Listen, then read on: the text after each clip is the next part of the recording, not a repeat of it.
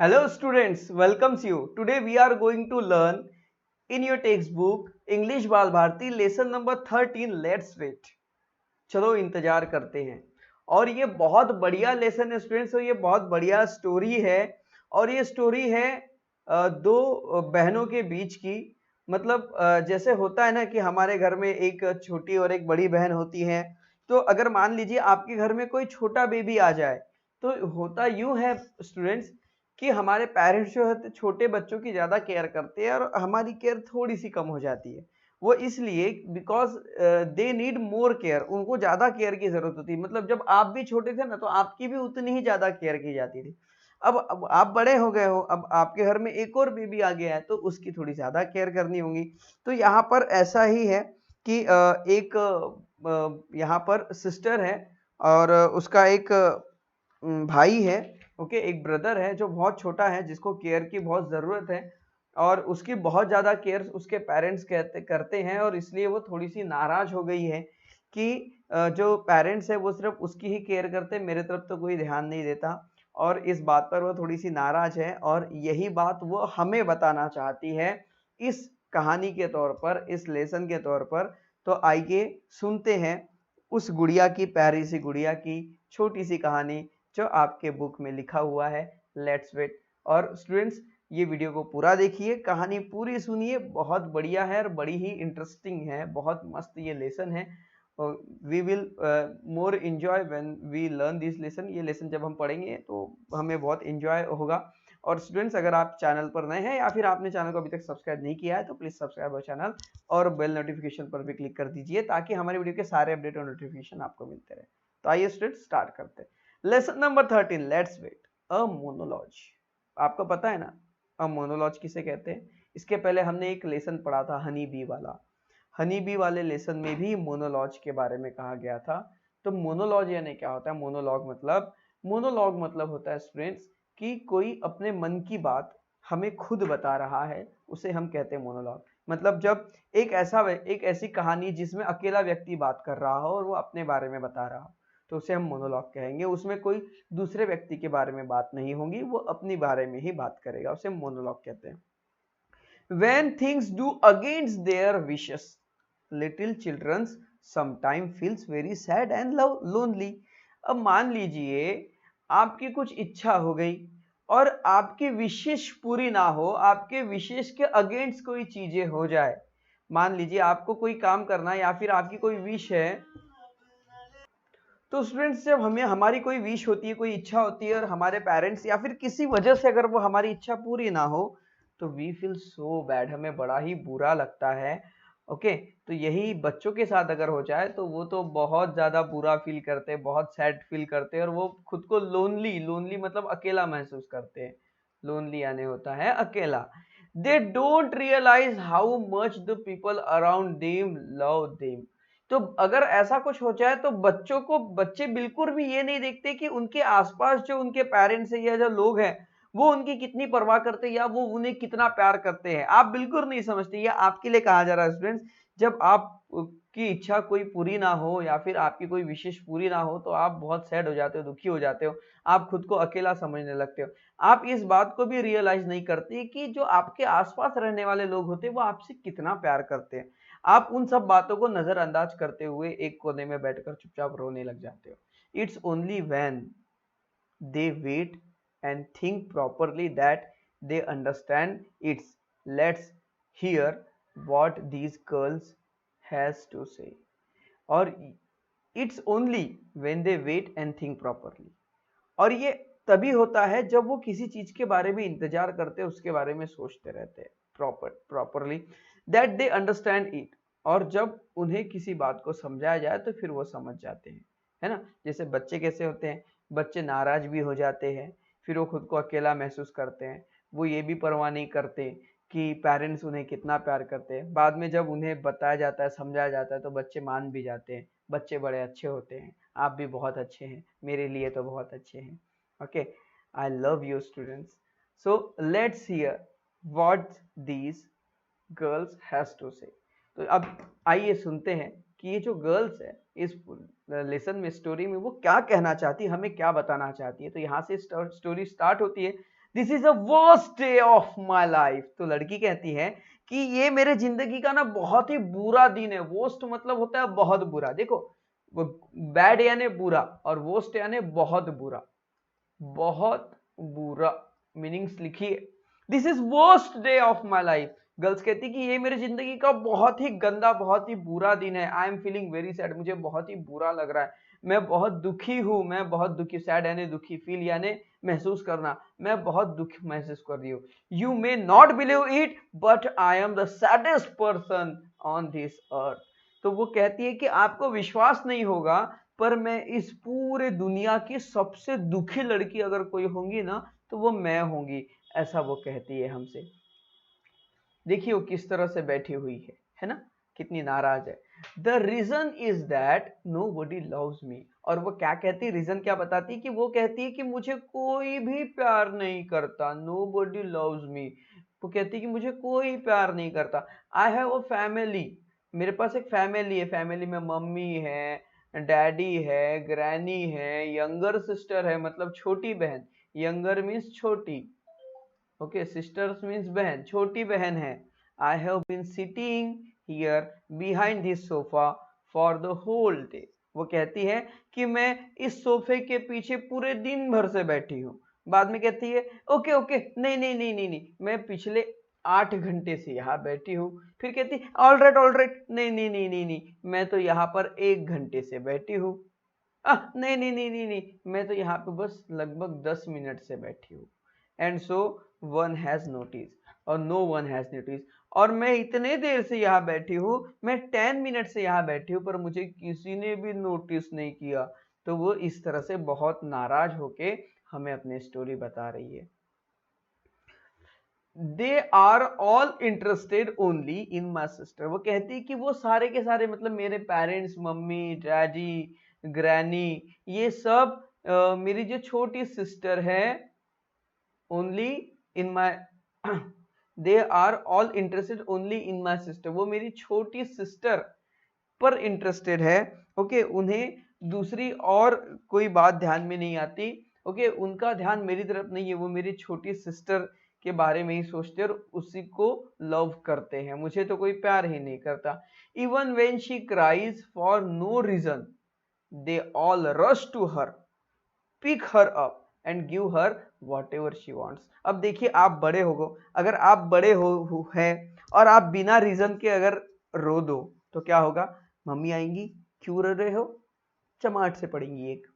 मतलब आप बिना रीजन के रो नहीं सकते। और वह कहती है कि मेरी एक छोटी सिस्टर है, वो तो बिना रीजन के रोती रहती है, फिर भी उसको पकड़ने के लिए सब भागते आते हैं और उसे जो चाहिए वो उसे देते हैं, पर मेरे साथ ऐसा बर्ताव नहीं करते। अगर मैं बिना रीजन के रोऊं तो मुझे पड़ जाएगी एक, और वो तो बिना रीजन के भी रोती है, फिर भी जो मांगती है वो उसे देते हैं और सब उसे ही प्यार करते हैं, मेरे तरफ तो कोई ध्यान भी नहीं देता। ऐसी वो कहती है। I should really go away and live in a some interesting place. वो कहती है कि मैं कहीं तो भी दूर चली जाना चाहती हूँ और कहीं तो भी एक बड़ी अच्छी सी जगह पर रहना चाहती हूँ। I think I will become a hermit and vendor in the mountain and forest. वो कहती है कि मैं हर्मिट बन जाऊं और किसी माउंटेन में जाकर बस जाऊं। हर्मिट मतलब ऐसे होते हैं जो पहाड़ों पर बस जाने वाले साधु संत, मैं वैसी हो जाऊं और किसी पहाड़ों पर जाके बस जाऊं। I will eat the fruit on tree and make friend with birds and animal. मैं क्या करूंगी? मैं I will eat the fruit मतलब मैं फलों से पेड़ से फलों को खाऊंगी और अपने जो बर्ड्स होते हैं और एनिमल्स होते हैं उन्हें अपना फ्रेंड बनाऊंगी। ओके, ऐसा वो सोचती है। मैं घर को छोड़ के दूर चली जाना चाहती हूँ क्योंकि मुझे कोई प्यार नहीं करता। और I could ride away on a camel and live in a desert. या फिर मैं किसी कैमल के ऊपर बैठकर, ऊंट के ऊपर बैठकर चली जाना चाहती हूँ और जहां पर जो डेजर्ट होता है, डेजर्ट मतलब रेगिस्तान,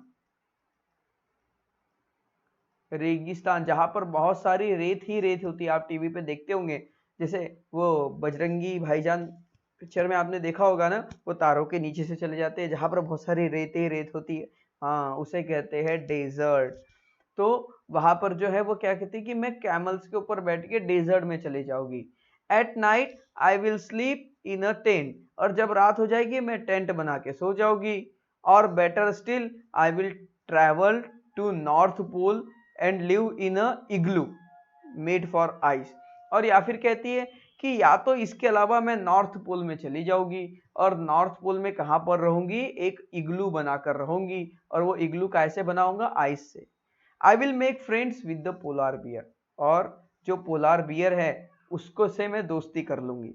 तो देखिए स्टूडेंट्स, वो क्या कहना चाहती है, या तो मैं माउंटेन में चली जाऊं और वहां पर एनिमल्स और बर्ड्स को अपने फ्रेंड बना लूं, या तो वो कहती कि मैं डेजर्ट में चली जाऊं और वहां पे टेंट बना के रहूं, और या फिर वो कहती कि मैं नॉर्थ पोल में चली जाऊं और वहां पर इग्लू बनाऊं। इग्लू मतलब एक इस तरह से होता है,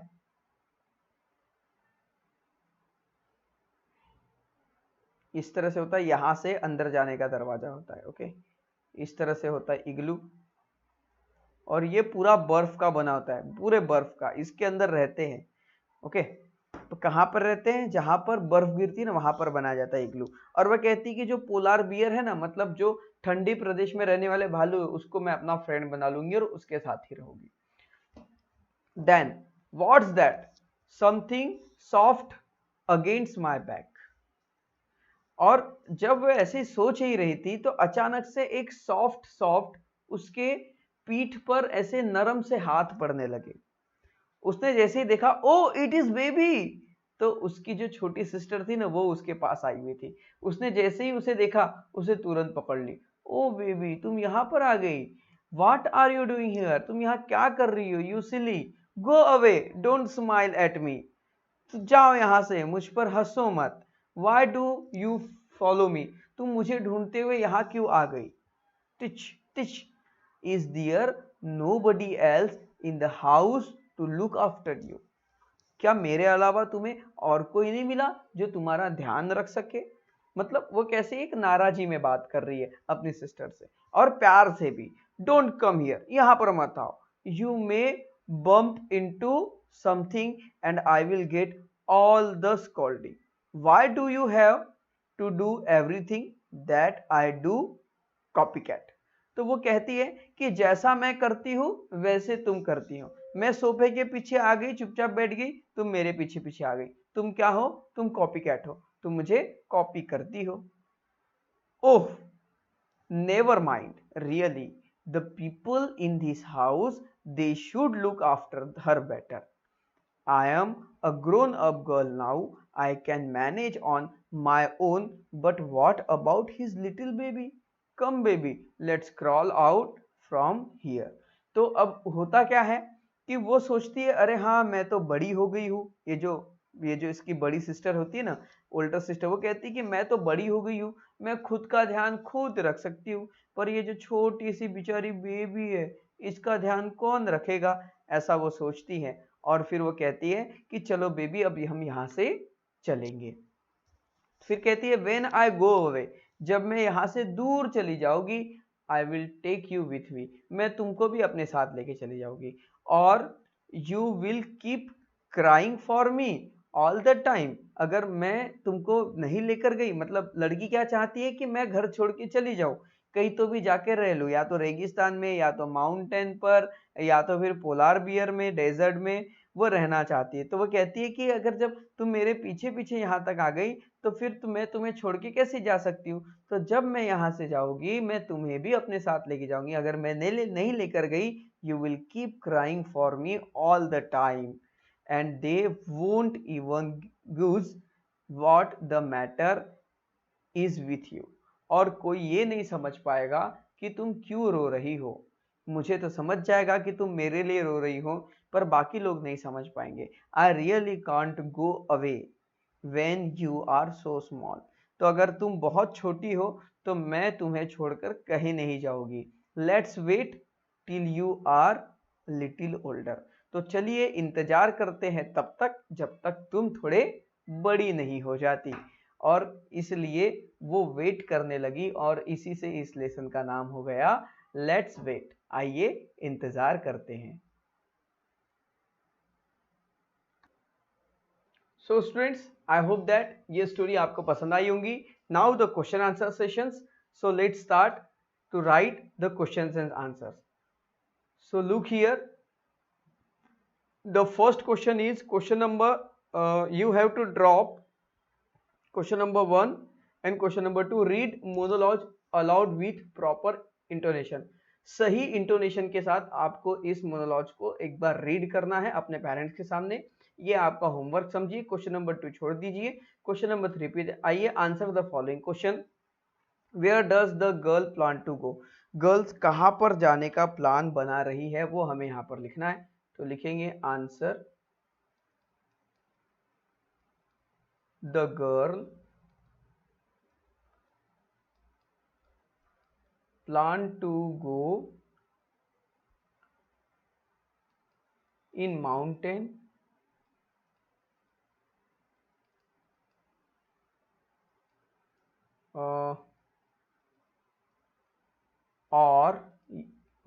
or in desert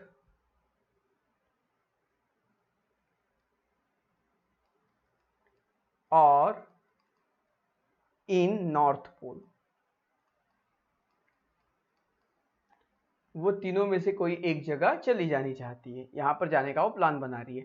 can a little girl go to such far away place on her own? क्या वो खुद से इतने दूर अकेली जा सकती है? नो। सो लिखेंगे no, a little girl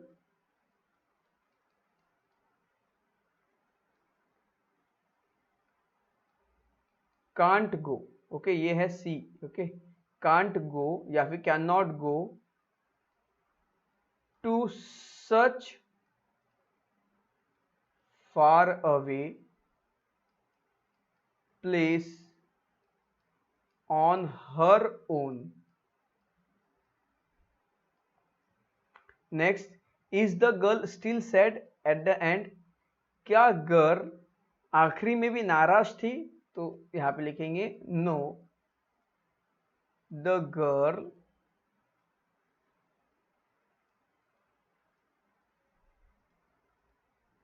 was not still sad at the end. Then does the girl love her little sister?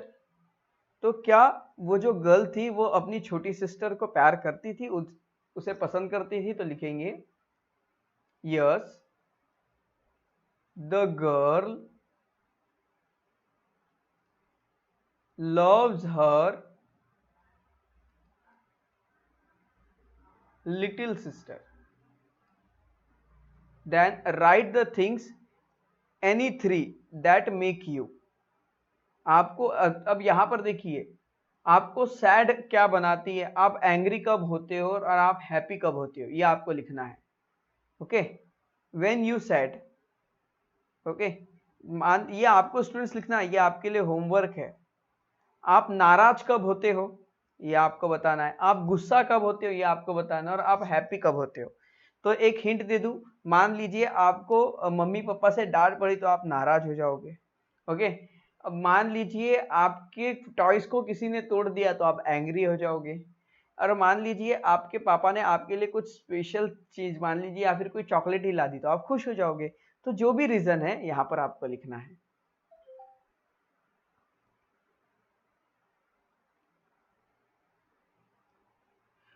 Okay, तो बस ये 4th क्वेश्चन तक ही लिखिए, बाकी ये क्वेश्चंस नहीं लिखिए, क्वेश्चन नंबर 3 और 4 ही। ओके, ये 4th क्वेश्चन आपके लिए पूरी तरह से होमवर्क है जो आपको खुद से करने की कोशिश करनी है। सो फ्रेंड्स, इस वीडियो में इतना ही। आई होप दैट ये वीडियो आपको जरूर पसंद आया होगा, जिसमें हमने क्वेश्चन आंसर के साथ इस लेसन को समझा है, स्टोरी को। तो स्टूडेंट्स, मिलते हैं नेक्स्ट वीडियो में, तब तक के लिए बाय बाय।